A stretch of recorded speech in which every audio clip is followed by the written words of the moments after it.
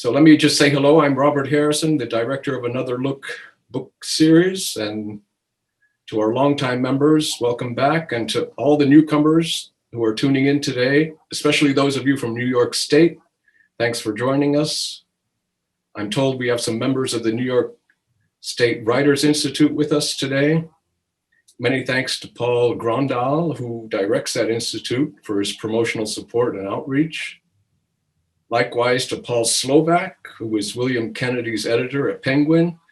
And thanks also to William Kennedy himself, whom I gather may be tuning in today from his home in Albany, New York. A few other shout outs before we delve into our discussion. The Donna and Elliot Slade Family Foundation, as well as Stanford's Continuing Studies program, have made today's session possible through their generous financial support. So many thanks to the Slade Foundation and Continuing Studies. Special thanks also to Roger Winkleman, the technical director who runs our webinar and provides us with recordings of the discussions, which we later post online as podcasts or video recordings. And Stanford's Freeman Spogli Institute actually puts Roger on loan to us for these events.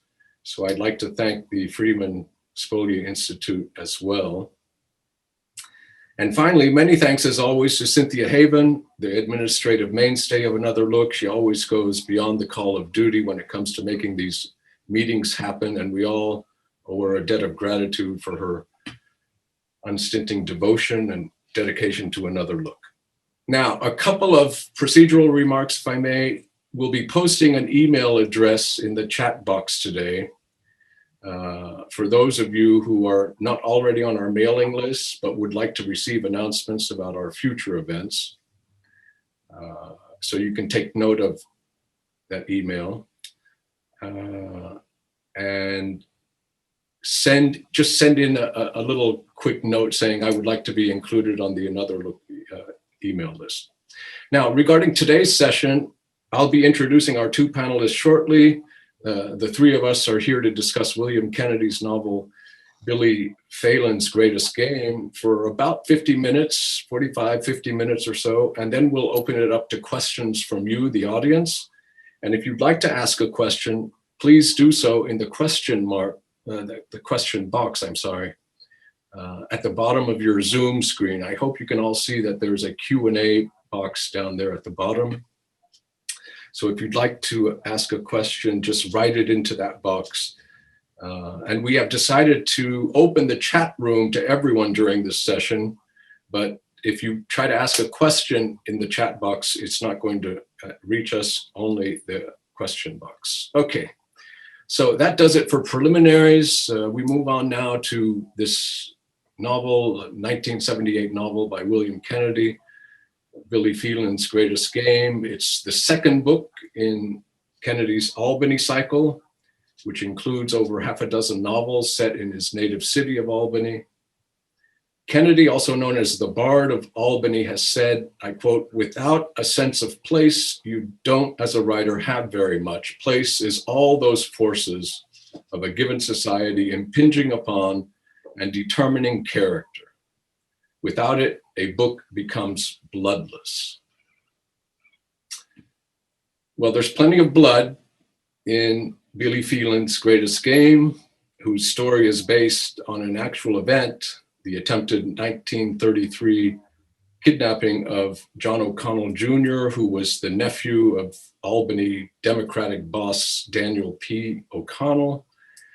And to quote our own Tobias Wolff, gives a very nice Aristotelian kind of summary, plot summary as it were. Set during the Depression, the story concerns a young gambler and bookie who suffers a setback that compels him to embark on an odyssey through the demimonde of his city, during which he encounters temptations and dangers that test his resolve to the limit. There are gangsters, there is a kidnapping, but at its core, this novel is about character and what this man will do and endure to preserve his honor. And to that, I would add that Billy Phelan belongs wholly to the world of Albany during the 1930s. It's a world that has long since vanished, historically speaking, but that lives on in Kennedy's book. And novels have this remarkable power to house worlds and to keep them in being long after history has left them behind. I would even say that novels are world forming. Every novel contains a world, and readers of literature have this great privilege of entering into and inhabiting a great many worlds during their lifetimes. You can see any number of such worlds behind me on the bookshelves. And I've always felt sorry for people who don't read because they are poor in world, whereas those of us gathered here today are rich in world by virtue of the mere fact that we are readers. So today we're going to enter the Albany world of Kennedy's novels with our two discussants. That would be Carol Edgarian and Tobias Wolff. Carol is a newcomer to Another Look. It's her first time participating in a discussion, but she's no stranger to Stanford. She graduated from Stanford in 1984 and went on to become an acclaimed novelist. Her previous books include the international bestseller Rise the Euphrates, published in 1994, and the New York Times bestseller 3 Stages of Amazement, which came out in 2011. And Carol Edgarian's newest book, Vera, published by Scribner, will be out in about 1 week from now, if I'm not mistaken. The world that this new novel invites us into is San Francisco in the aftermath of the 1906 earthquake. So please keep an eye out for Carol's novel, Vera. Carol will be joined today by our own Tobias Wolff, a major American novelist of his generation who needs no introduction here, since he's the founder of this book club, which he directed for 3 years before I took it over. And he has kept our conversation going for almost a decade now. We'll hear from him shortly, but first, I'd like to ask Carol Edgarian to lead off our discussion of the novel. Carol, thank you very much for joining us today. Let me begin by saying that in his introduction to the 2012 Simon & Schuster edition of Billy Phelan in England, the author Dennis Lehane wrote, I quote, "Billy without a city is Billy without a father, because the city transformed into his father when Francis ran off and became a vagrant." I think you might have a few things to say about fathers in Kennedy's novel. Carol, would you like to share some thoughts with us on this topic? Oh, I'd be happy to. And let me just say, I'm thrilled to be here talking with my dear friend Toby and all of you, and to think that William Kennedy is listening to us. A salute to you for your amazing body of work. And I am a fan. I've taught Ironweed many times and am a great admirer. And I think certainly we can't talk about this book without talking about fathers and sons and all that's entailed, and also Albany. I spent my earliest years in New Britain, Connecticut, also a city with that particular metallic, down on its luck quality, with a hole in the bottom of its boot quality. So this Albany feels like home turf to me, and I think to so many readers, and the way that it comes forward in this book is just amazing. I love the sense of the Greek chorus of the Broadway crowd, the gin joints and the gambling and card dens and the pool rooms we venture in and out of, the restaurants and nightclubs, the two-bit whorehouses, all of that richness that becomes, of course, exactly what you just said, Robert, the setting, the place, the home for the book. And interestingly, I had, in talking about Billy, I had an odd way in. I resisted the novel in the beginning, and sometimes when that happens, it can mean a lot of things. But it, in this case, meant that I fell harder for it the deeper I got in, and the more the magic of it prevailed. we're in the land of myth here, and we're in the land of absent fathers and how their absence plays havoc in the lives of their sons. I think one of the central lines, and there are so many lines in the book that I could pull, but the quest to love yourself is a moral quest. And for Billy and for Martin, as we go through the novel, they're twins, they're twin quests, they're twin journeys, and where those intersect. And the notion there's no Santa Claus and there's no devil, your father is both. And of course, Martin's father is the great writer that he will never be, and Billy's father is Francis, and the ways that these fathers' fates, their denials of their sons, play forward. We of course also have Francis and Gerald, and the ghost of Gerald's death and Francis's guilt of having dropped his infant son and then fleeing. We have Bindi McCall and Charlie Boy. I mean, these names, Charlie, the boys and men, Charlie Boy, Edward and Martin, Billy, and Angie's almost baby. I mean, there's so much we could talk about. I mean, we could talk for hours about this, but also this notion of a warped masculinity. Who are the boys and who are the men, and how do boys without fathers become men? And so much of the story is moment to moment, Billy trying to hold on to his integrity, and what does that mean? And of course, in this complex and nuanced world, everything is every shade. So here you have a gambler, a huckster, who has the moral integrity to carry the novel forward. And so much of the arc of the book, I think we come to see is the arc of Billy's luck. He starts out with great luck. He loses his luck. Of course, along the way, in that opening scene, which Toby would be so fun to talk through, but he's hexed. But who dies in the scene but Scotty, right? Who hexes him. And it's that over and over again of finding his luck, losing his luck. And in the end, is it luck, or is it just integrity that makes Billy rise?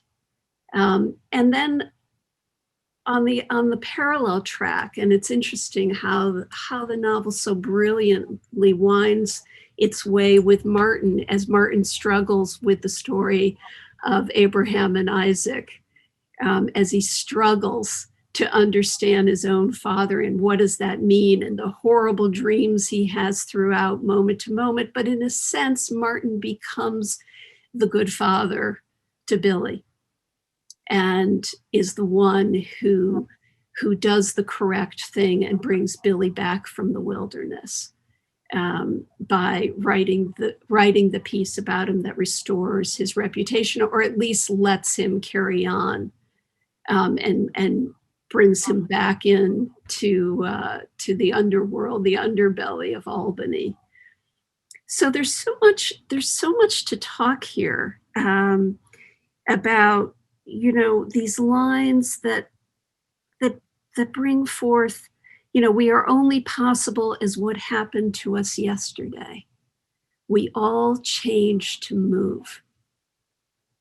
That line in the book, we're only possible as what happened to us yesterday.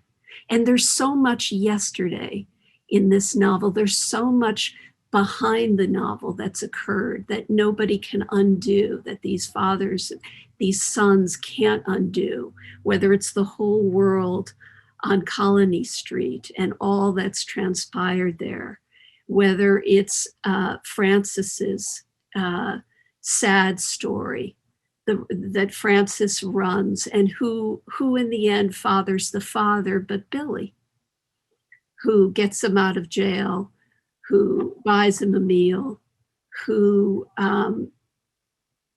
takes care of him, and all the ways that Billy takes care of people, whether it is to hit the pimp, the guy who's pimping his sister, or when he helps Daddy Big, or in the decision not to squeal, not to buy into the machine's sense of what is right and wrong, but to determine his own sense of right or wrong. And then, of course, and Toby, maybe this is a place where I hand the baton to you, but so much of the humor of this world, so much of the joy and the incredible audacity that is brought forward. I mean, I could pull 100 lines, but in thinking about Billy, no man who wore socks in Albany felt better in the nighttime than Billy. No man who wore socks in Albany. I mean, it's these incredible thumbnail characterizations throughout. Like the brilliance of how to bring forward a complete world in half a line. I'm seeing you nod, Toby, but I mean, just over and over. I want to pass the ball to you in some way that, whether it's the mystical, the hexing, Abraham and Isaac. Why don't I toss it to you and we can kick it back and forth? But I just, it's a book about talk. I mean, once I realized that it's not about, we're not going to see the kidnapping take place. We're going to hear it piece by piece by piece as these men talk, as they talk it through. And it's through conversation that they come to know things. It's through conversation that betrayals and alliances get made and unmade. It's a story of talk, and I love that it's a story of male talk. And maybe why don't I pass it to you, Toby? Yeah, I mean, it is we have all spoken about this world as if it were a world, a real world, these real people. And I have to remind myself in reading it and talking about it now that this is made of language.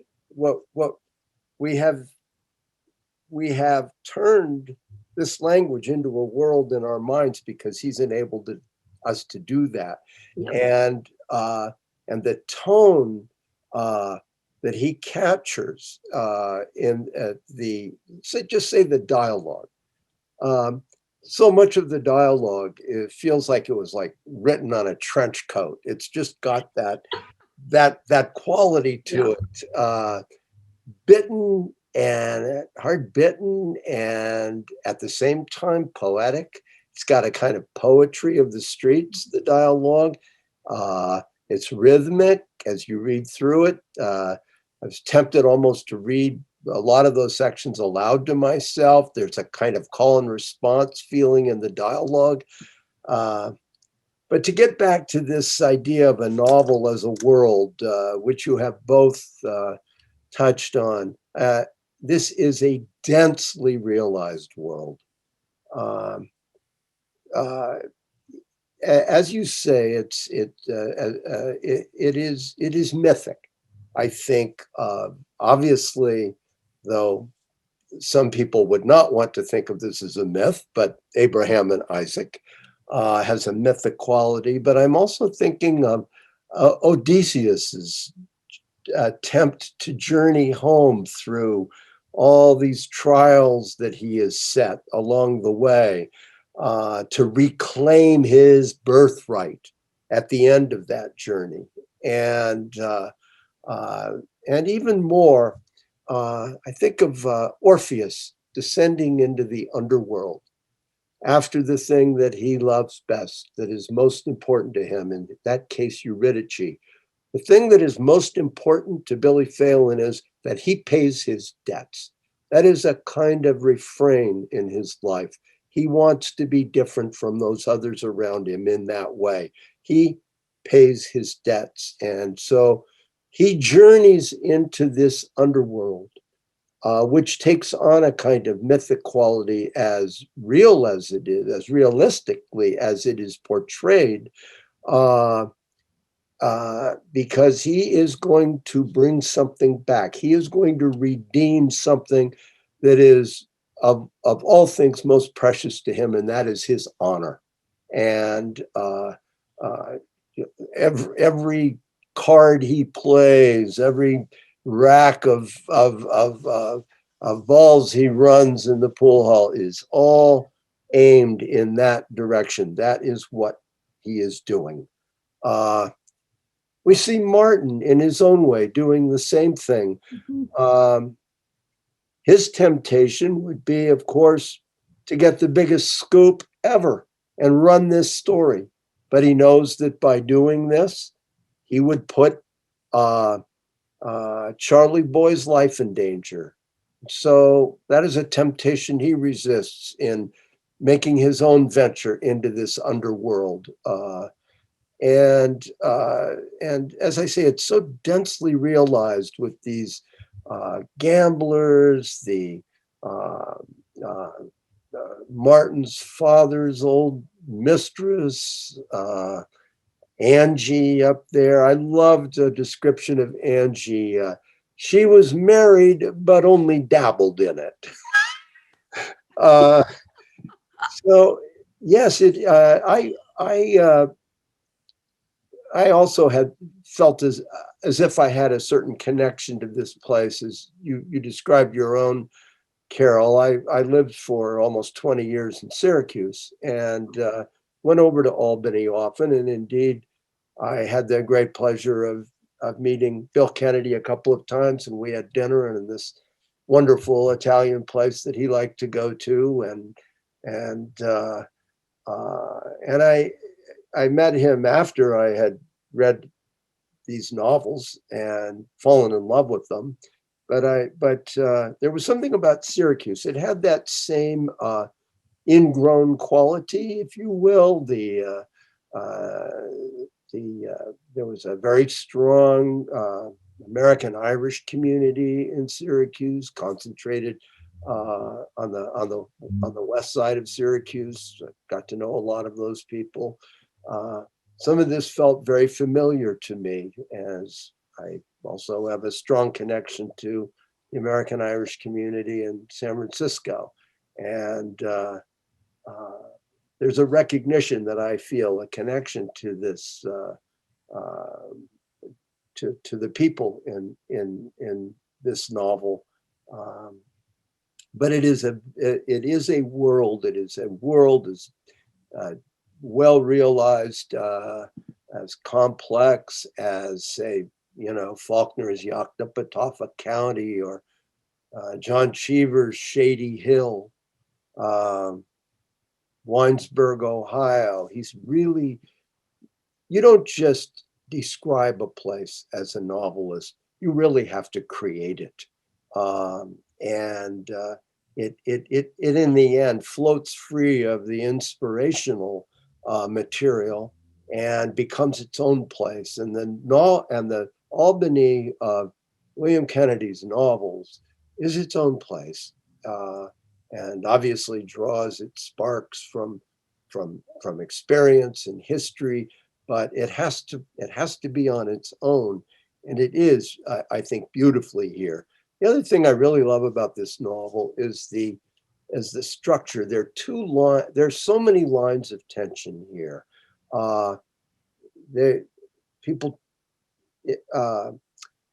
Martin trying, in a sense, to claim his birthright and assert himself. He is not, as his father once advised him, a loser.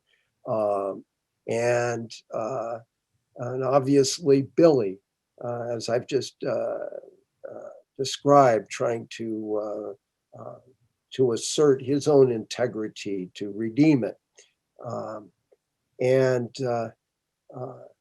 So, this whole question of fathers and sons does indeed become very, very important.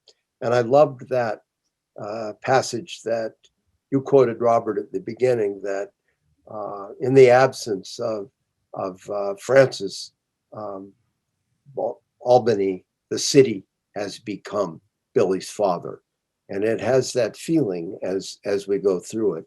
But the writing in it is just wonderful too, just so vivid, just clear as a bell. The narrative arc is complex and immediately creates tension with this kidnapping. Well, first of all, that of course the bowling, the bowling match with its almost kind of serio-comical ending with Scotty dying of a heart attack on the floor, and going on from there.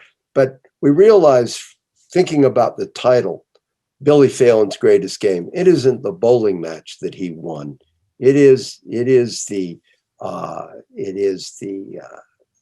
great adventure that he embarks on to bring himself back whole that night from the underworld.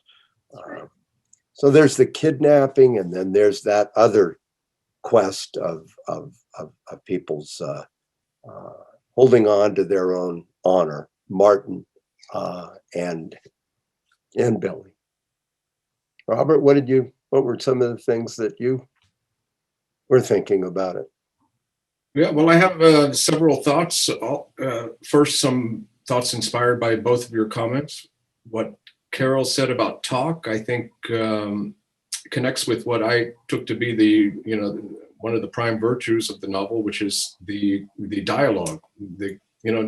Dialogue is, as you know, both of you, is a very challenging thing to write a dialogue that doesn't hit false notes. And it's I was very taken with the way I was drawn into the let's say the medium or the currency with which people spoke to each other in Albany at that time under these circumstances. So that and I thought that the dialogue for me took the place of plot in many ways, because I don't think this is a novel that's plot driven. Yeah. It's not particularly dramatic, of course, the reader has curiosity about whether Charlie Boy is going to make it or not, but it's not constructed in such a way that the denouement is that he's, saved and rescued at the last minute. It's almost foregone conclusion that something like that is going to end up. So to write a novel that is not plot driven, I think requires a lot of creativity on other aspects of it. The other thing I would mention about the world that, as you say, Tobias, created. Novelists don't just represent; they form worlds and they create them. But there is something about Albany, the historical Albany, that's very persuasive, because it's not only in the city of Albany, but for me, the bar is such a major protagonist here. And the bar is a world, and it is the public sphere par excellence of this city for at least this cast of characters. And you find that the bar is not just the place where you go to drink, where you go to eat, but it's also a place of entertainment. It's a place of the games. It's a place of making deals. It's the whole world kind of. It's a center of gravity for the world of Albany. So, and the pandemic has shown us how many people suffer enormous privation by the closure of the bars. And so as soon as they had loosened up some restrictions, the first thing that happened was all these bars were kind of filled up. But I have a feeling that the bars today don't have the same kind of vibrancy in many places as they used to have for that world. But since I don't want to make it just a love fest for, the Right. novel, so let me, ask some questions that about honor, for example. So Billy is clearly someone who has his own code of honor. He has his own sense of what is right and wrong. But at the same time,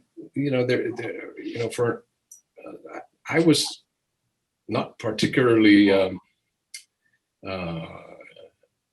impressed with a kind of ideal hero when he has some sins on in his own behavior. When he hits, Carol said when he hits the pimp, well, that's a murder in a sense. That those three guys murder the pimp. Now, the fact that he was pimping his sister is, it's morally objectionable, but it does not by any means detract from what amounts to, a kind of one-sided assault on this person. And then you have to think even of the horrors that are left behind without, their pimp and their protector. So Billy is a hustler. He sets people up to lose. Even the very opening scene about the bowling, we have someone who has a heart attack there, or some kind of, he kind of goes to his death. So he's definitely a hero. But he's not an anti-hero, but he's a very weird kind of hero from the moral point of view. I don't know if you would agree with that. Yeah. Well, the whole conversation with Angie about her fictional pregnancy he certainly does not bring himself off with, he's complicated in his response to that. Yeah. Well, and it is a book of codes, isn't it? I mean, we haven't really talked about all the, there's the code of the McCalls. There's the code within a bar, within the bars, code of conduct, who has the inside code. It's also a world, let us say, where women are often the margins. They're hookers, mistresses, weary wives. But but the women also have their own code. I mean, you mentioned Angie, but you think, also Annie, who never gives away her code and protectiveness for her kids, where she never tells them that Francis dropped the baby. What is that code? Talk about integrity. Talk about who is carrying, who is the real protector in the novel. But when you talk, the code of the streets, the code within that one card game, when the kid walks in. I mean, that's one of my favorite scenes in the novel, because it's so complete and complex. I mean, you can see around the table, you can see when the kid comes in with the pistol and what everybody's doing, and that Billy decides it's not correct that this kid should be able to take the dough, and risks everything. And moment to moment, everybody's calculating. Am I gonna, who's up, who's down, what's right, what's wrong? And then, of course, like divvying up the pot becomes its own moral question of who's entitled to the dough. Yep. Right? Right. Yeah, that's right. Yeah. One of them had folded his cards, so it was determined that he really didn't get a cut. He really doesn't get the cut. Right. It did. And the novel actually begins with that matter of codes. Right. When Scotty says to Billy at a certain moment toward the end of that game, he said, have you ever rolled a perfect game before? And Billy says, I haven't done it here yet. But he hexed him with the question, and he knew he was, and everybody knew he had by asking that question. You don't talk about a perfect game when it's in progress. You know it curses it. He did it. Everybody reacted to it as if he had, Right. maligned his mother. And that's absolutely true. And the whole question about not being a snitch. They want him to get next to Maury Berman because and watch him and report back, Billy, because he might know where Charlie boy, who took him, that sort of thing. And he doesn't like that idea. That's another aspect of this, Right. of this all-encompassing code. Yeah. Now, Carol, when I was you and I had a brief conversation about the book. I mean, like 10 seconds last night when we were setting up, the time for today and everything. And you said, this is not a perfect book, and it has a problem. It has problems. I'd be curious to hear you elaborate a little more on those. Well, I think, and I think, Robert, you touched on it. I think, the beginning of novels always teach us how to read the novel, and I think we either come under the spell or we don't. And I as I've said, I've loved so much of Kennedy's work, and this book I resisted in the beginning. I actually had to begin it a few times. In order to just like, what am I missing? What am I missing? And in that first chapter, if you think about how much the game takes up, and then the kidnapping is off stage. We don't see the kidnapping. That's a deliberate choice, right? But it's really like two graphs of exposition. We're told what happens, right? And we don't ever see it. So when I read that, I thought, okay. So to your point, Robert, we're not following traditional plot. We're following something else. We're following the moment to moment movement, byplay, who's up, who's down in this greater world. It's not jockeying so much. It's more like nuance, friendship, not friendship. Nobody's actually a friend. There's moments when people, when Billy's asked, is Maury your friend? And he won't say he's his friend, but he doesn't hate him. He just bought me a steak kind of thing. Right. So I guess he's okay. He bought me a steak. Right. So I was looking for those moments because thinking about Ironweed, I mean, there's every scene is a symphony. Every scene has that lyrical quality and mythic sense of completion, moment to moment to moment. And you're carrying so much of that sorrow through the book, where in Billy, I felt, and I'd love to know what you guys felt, but as a reader, I didn't engage on that level. What we're watching is that each of these characters is carrying that.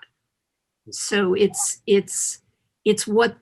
how that causes them to act or not act or talk. It's different. It's not up front with the reader. It's constantly pulling at the characters. What do you think about that, Toby? I was well. One thing you mentioned here, Carol, is that we don't see the kidnapping, and I thought that was a really, really interesting choice of Kennedy in doing that, because it would have changed the character of the novel. Mm-hmm. And one of the things I really admire about it is the kind of resolute focus the novel has on this journey through the night, and We know this other thing that's going on around it. It, in a sense, surrounds the novel and gives it a kind of tension. But you know, like the murder of Agamemnon, it takes place off stage. Yep. Don't really need to see it. And though we know he's in mortal danger, Charlie Boy, his release is kind of anticlimactic. They let him go in a cabin somewhere, Yep. and because they got paid, and even the that almost offhand way in which he talks about the kidnappers getting shot in Newark, right? And some just stupidly in a gun battle in Newark. It's just dropped in a couple of sentences. And so he's giving up those kind of conventional Right. narrative suspenseful devices for this social picture and the portrait, the interior portrait of Billy and Martin in particular. If there was one thing that perhaps I could have used just a little less of in taking us through the night, through this demimonde of Albany, after a while, the characters start to pile up quite a bit. And we go from one to another to another to another as he makes his progress through. And each of them, as you meet them, is interesting and arresting. And maybe that is as it should be, because you know he can't hold on to all of those. He's making a progress, but at certain points would have been fine to have him just linger a little longer with some of these people and along the way, instead of these quick snapshots and then the next person. But no, I must say this is one of my favorite of the Albany novels. It's so coherent. I love the structure of it, and there's, you know, you feel like there's something at stake in it. Well, maybe I can ask whether you say that it's a fully realized novel for what it sets out to do, and in what struck me was the character of Martin, who seems to me to have a lot of potential that remains unrealized as a character. I don't know how to put this except to say that he seems to have a literary sensibility and a certain kind of allegiance to maybe a republic of letters that has very little to do with the demimonde that the novel plunges us into. And, you know, at the beginning, I was like Carol, I was finding it very difficult to relate to any of these characters because I grew up in a very different kind of world than the one under description. So, but Martin, at least, you know, I had a sense that I was going to be able to latch onto him because he was a writer. He knew who Henry James was.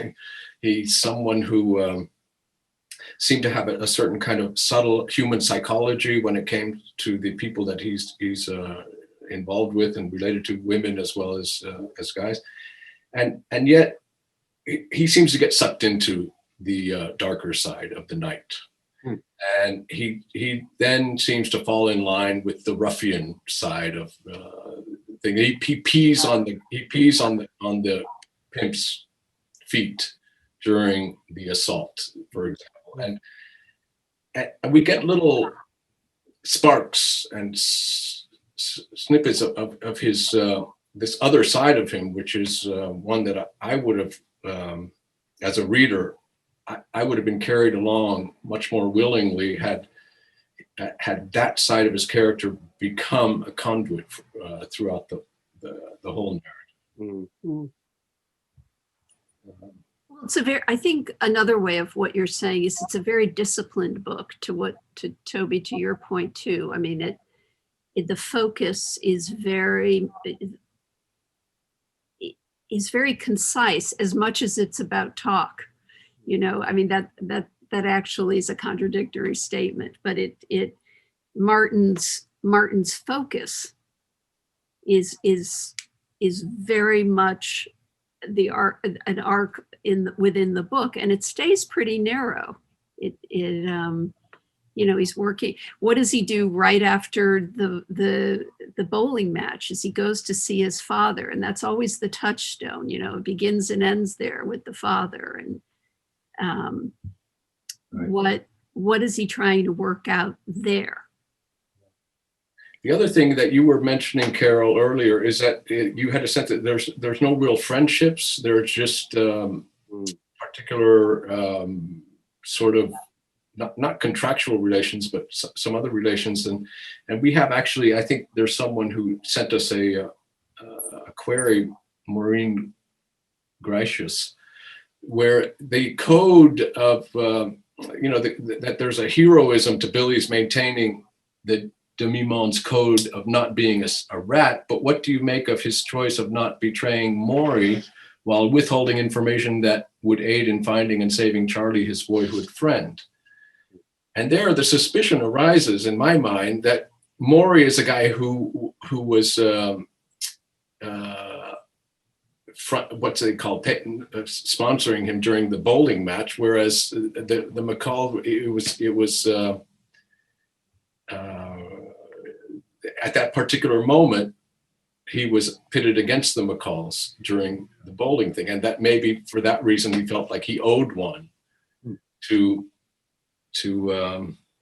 Maury, not because he's a big friend of his, but just because it was circumstantial. I don't know, what do you think? Yeah.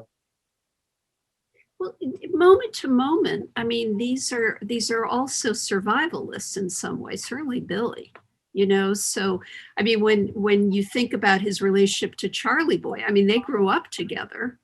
Yeah. Right. So they go deep, and there's that feeling, and that is part of Kennedy's brilliance. I mean, you come across a line where, we grew up together, and you're so in the world that you feel that all the way down to the bottom of being kids together and running into each other, and what school there was. There's no school in any of this. Has anybody ever cracked a book in this world? Well, Martin's father and Martin, but yet moment to moment, you're on your own. You're living by your wits, and certainly for Billy, that's true. So we have some questions. I don't know if would you like to take some questions for you all? Sure, why don't we? Yeah. So, and this is a question that I had myself, which is, what was Billy's greatest game? What does it really refer to? Is it finessing his way through the kidnapping without being a stool pigeon, or is it an actual real game, or what? Well, I think he's playing with the title against our temptation to think that this great game that begins the novel of him getting $2.99, and I love it when he tells a friend of his, "Yeah, I got $2.99." Guy immediately says, "Which pen was left standing?" Right? The 4-pin. The 4-pin. Exactly. He knew he had the answer. There's a kind of glinting humor of that kind throughout the novel. I mean, even the name of the play that Martin's father wrote, "The Flaming Corsage." How can you read that without laughing? I know. And you kind of know exactly how bad a play how bad it was. Just from the title. I'm sorry, I lost the thread. What were we talking? What was his greatest game? I think his greatest game is keeping his integrity, right? Isn't that and I love at the end that he's magic again. I mean, something we haven't mentioned is the whole story of who's magical. What's, in this dark night of Albany, there's a lot of lift, there's a lot of magic and he is magic again for whatever, until the next day. Until the next day, yeah. Yeah. You certainly expect after that $2.99 that there's going to be a greater game somewhere further on in the novel, but it's a false expectation. Well, I think it's the series of things that he overcomes in the course of his night in order to pay Martin off. I mean, and pay his debt. I thought that was what was the game that was playing off against the bowling game at the beginning. Great. So we have two questions related to the same issue, which is like the number of proper names in the book is unusual. You have characters, streets, bars, restaurants, and pool halls. Beyond remembering, how do all these names add enough to the book to make them worthwhile? And I will also, that comes from Ted Haynes, and from Catherine Hugg, we have the question, why so many names of persons who are never developed beyond their names and occupations? Yeah. Is it just to give local color? I mean, you sounded quite enchanted with all these names, Carol, in your opening remarks. I think the names are part, they're the diction of the book. The names are placeholders. They're also explosions. They're so evocative, and they're sort of, I also had trouble following some of the less developed characters and thinking, as readers, we want to be smart. So you come across character after character and you think, okay, do I need to know who this is so I can carry them forward? And if you're thinking that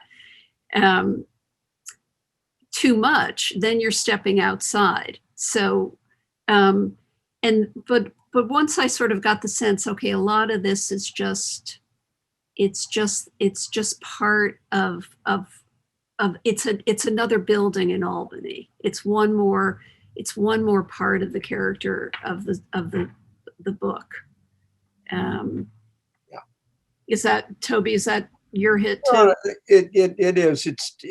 We have to remember that we're seeing this through the eyes of Billy and occasionally Martin, and that's how he's seeing these people.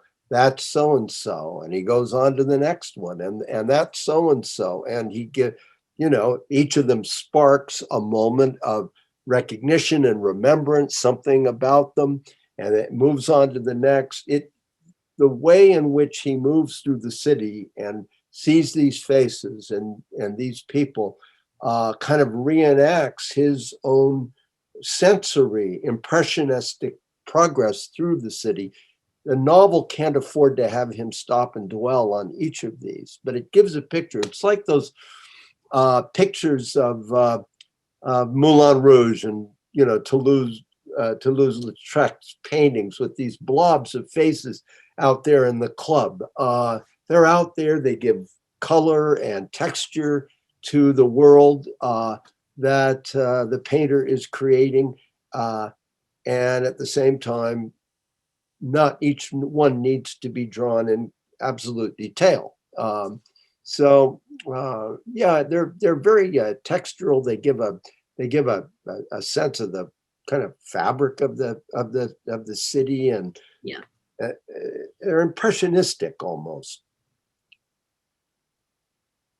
Pointillist almost, the way. Question that comes from Daniel Roebuck. It's, what does the novel say about the media and journalism in particular? And yeah, because that's another strain, which is so if there's the world of the bar, there's also the world of the the press room and the codes, as Carol was saying, because these journalists operate according to a code that we lament these days, because of all these codes have since then been thrown out the window for the most part. But and some of the best venues struggle to hold on to them. But nevertheless, it seems that Martin is deeply embedded in this world of American journalism, newspaper reporting and writing, and the kind of importance and weight that an opinion piece can have when he writes about Billy, and kind of restores his standing in the community. Do you have any thoughts about that, either of you? Well, so go ahead, Toby. Go ahead.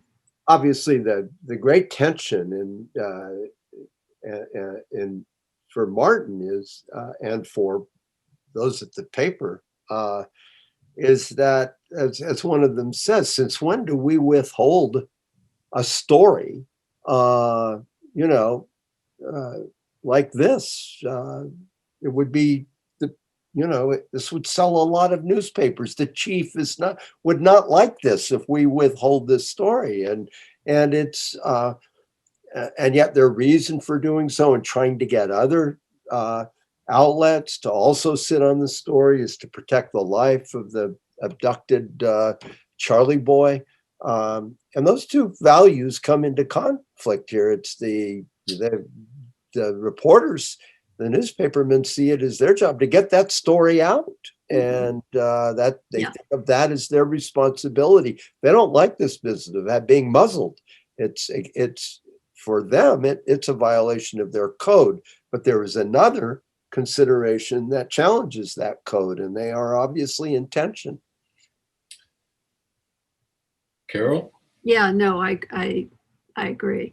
I also have to say that it was interesting to that point of folks protecting Charlie Boy. I mean, back to this notion that we don't see Charlie Boy abducted, and even the abduction. I mean, he's asleep in his car, right, and gets snatched. But also quickly how he becomes sort of the object for everybody's desire, whether he's going to be protected, whether he's not going to be protected. He quickly becomes sort of objectified. And that's certainly an aspect of what we see in today's media, right? And today's world. There's the event, and then there's all the different ways that everybody holds the event. And the person gets kind of lost in that. All right. Well, we're nearing the end of our hour, so I'd like to read something that Carol Hansen said, that you've done such a good job with the discussion. It makes me want to read the book again. And that's really always, the best criterion to apply about what, the instilling a desire to read again, because that's what novels are intended to be reread even more than read, no? So would you like to have some concluding thoughts, Toby and Carol? Is there something about the style that in which the novel is written that you personally, as a writer and an author, identify with, or just admire from afar, or is it? Do you feel that this is part of your own formation as an American author? Carol?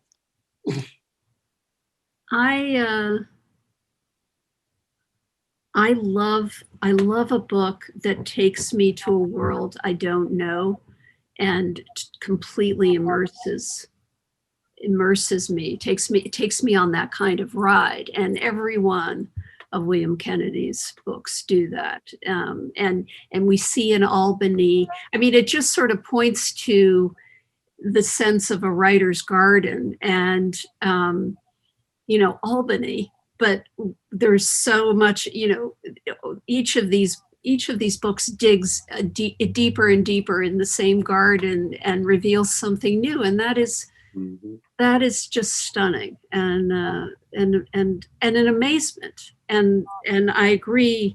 I think that's a beautiful place to leave off in wanting to go back and reread and to mine, even if there's resistance. Even if you feel initially a resistance to a story, these are the kinds of books that have so much to offer. It's interesting to be in conversation even with the initial resistance. Toby, what do you think? No, I love these Albany novels of William Kennedy's, and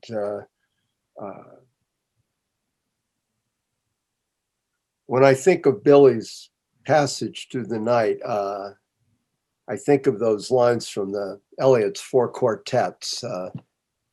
We shall not cease from exploration, and the end of all our exploring will be to arrive where we started and know the place for the first time. And that describes in some ways for me something that happens in the course of this novel. That's very well said. We couldn't end on a more eloquent note than that. So I'd like to thank both Carol Edgarian, Tobias Wolff, Roger Winkleman, Cynthia Haven, and the very near 200 people who joined us for this discussion of Billy Phelan. So thanks to you all. And please, if you have another minute to send an email or put something in the chat, if you want to be on our mailing list, please do that before we sign out. And we look forward to hearing more from the two of you, Carol and Toby, in future installments of Another Look. So thank you, Robert. Thank you. Thank you. take care. Take care.